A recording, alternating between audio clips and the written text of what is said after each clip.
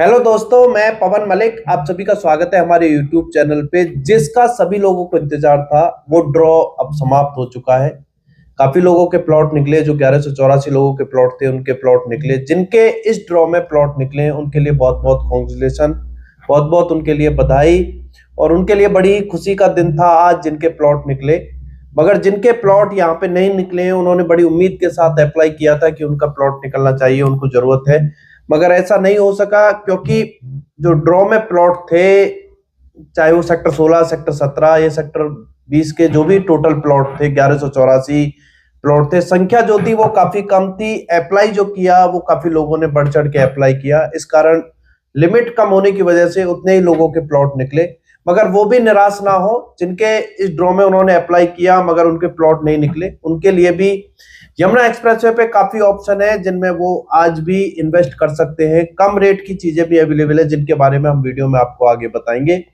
तो ऐसा आप ना सोचे, अगर जिनके निकले हैं उनके लिए तो है ही खुशी का दिन, बहुत अच्छी बात है। एक अच्छी जगह पे उन्हें एक कम रेट में एक अच्छी जमीन जो है वो मिली है, एक प्लॉट बढ़िया मिला है, तो उनके लिए खुशी की बात है।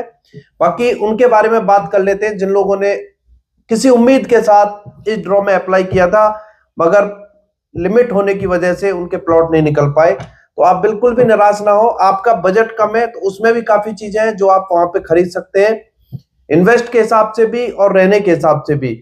और आप चाहते हैं कि बजट ठीक है तो और भी काफी ऑप्शन है, वो भी आप देख सकते हैं। चाहे वो यमुना एक्सप्रेसवे पे जेवर एयरपोर्ट के आसपास हो या फिर आप ग्रेटर नोएडा में भी देख सकते हैं।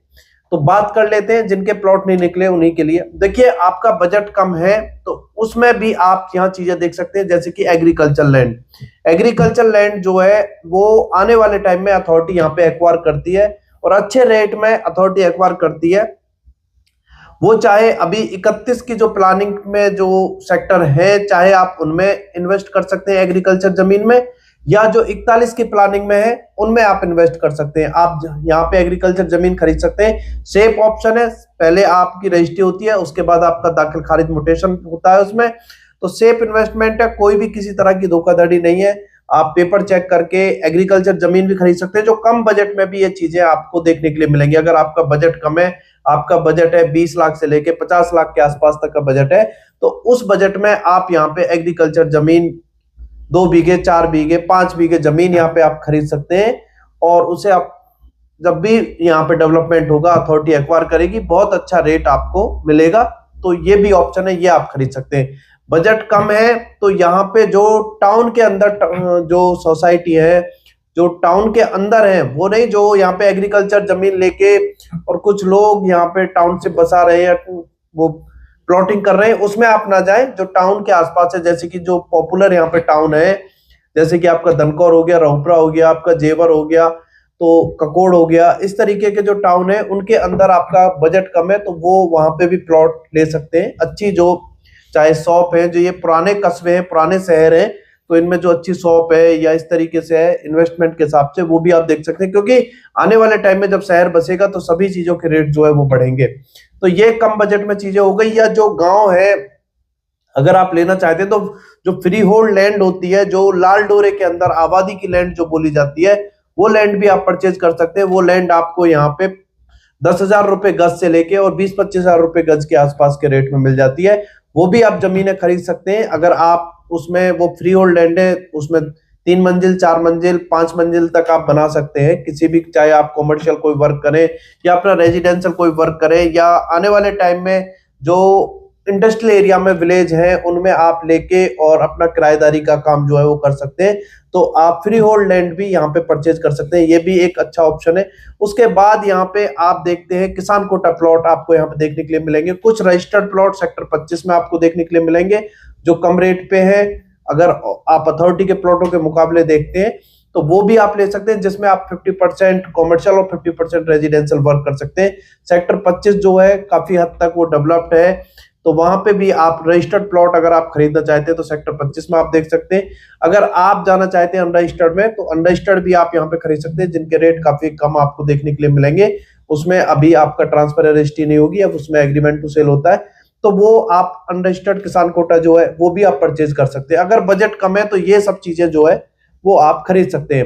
अब बात करते हैं, अगर आपका बजट अलाउ करता है फिर भी आप यहाँ पे इन्वेस्ट करना चाहते हैं तो यहाँ पे फिर आप अथॉरिटी के जो प्लॉट है रीसेल में वो आप परचेज कर सकते हैं, जिसमें आपको सबसे छोटा साइज जो है वो आपको 120 मीटर मिल जाएगा। उसके बाद 162 मीटर आपको यहाँ पे देखने के लिए मिलेगा।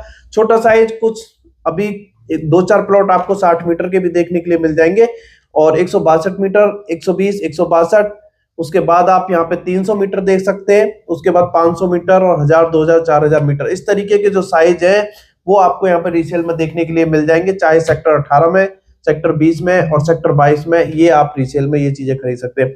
अथॉरिटी के सेक्टर 22 में फ्लैट्स हैं, अगर आप उसमें भी जाना चाहते हैं तो कम रेट में, जिसमें अथॉरिटी ने अभी अलॉट किए थे उसी रेट में आपको देखने के लिए मिलेंगे, वो भी आप खरीद सकते हैं। अगर आप लंबा इन्वेस्ट करना चाहते हैं तो आने वाले टाइम में उनके भी प्राइस जो है वो अच्छे होंगे, तो वो भी आप परचेज कर सकते हैं। उसके बाद आ जाते हैं तो यहाँ पे बिल्डर की टाउनशिप है, जो अच्छे बिल्डर हैं उनकी टाउनशिप में आप जा सकते हैं, जैसे कि गौर यमुना सिटी है, बहुत अच्छी टाउनशिप है।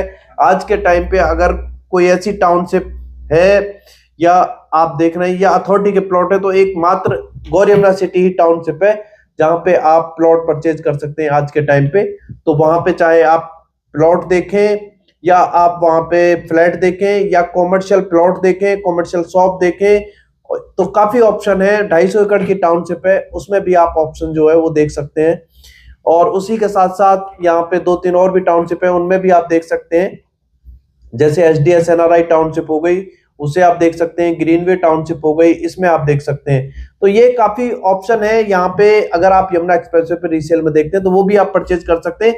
आने वाले 2-3 सालों में देखेंगे तो आपको फायदा जो है वो देखने के लिए मिलेगा। ये नहीं है कि अब ड्रॉ में नहीं निकला, उसमें तो लिमिट थी, जिनका निकला उनके लिए अच्छी बात है, मगर जिनके लिए नहीं निकला तो वो पैसा कहीं इन्वेस्ट कर ही नहीं सकते, ऐसा नहीं है।